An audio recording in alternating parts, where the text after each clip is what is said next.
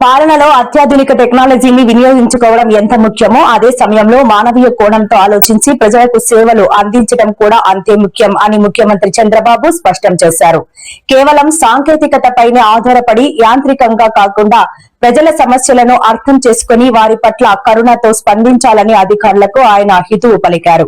ప్రజా ఫిర్యాదుల పరిష్కారం, పీజీఆర్ఎస్ టెక్నాలజీ వినియోగం వంటి పలు కీలక అంశాలపై ఆయన సుదీర్ఘంగా సమీక్షించారు. విద్యారంగంలో మార్పులు తీసుకొచ్చాం. ముస్తాబు, పీటీఎం, 10th క్లాస్ పరీక్షలు ఉన్నాం.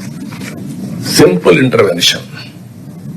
మామూలుగా 10th క్లాస్ రిజల్ట్స్ బాగొస్తే ముందు రాజకీయ నాయకులు మేము క్రెడిట్ తీసుకొని మా ఫోటోలు వేసుకుంటాం. మొన్న రివర్స్ చేశారు.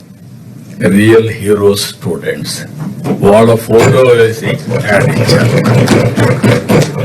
That is a game changer.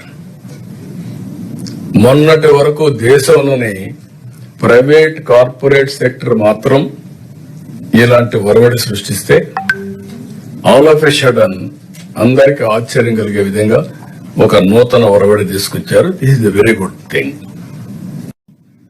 ఈరోజు విశాఖపట్నం ఐటీ హబ్